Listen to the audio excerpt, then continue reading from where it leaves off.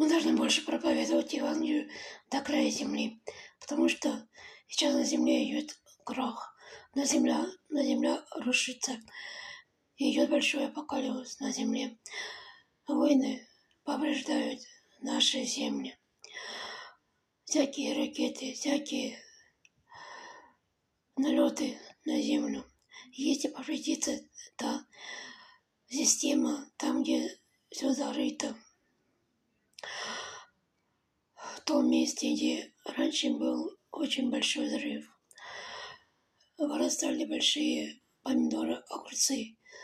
Все было большое, и дети были полностью инвалидами, очень худенькие.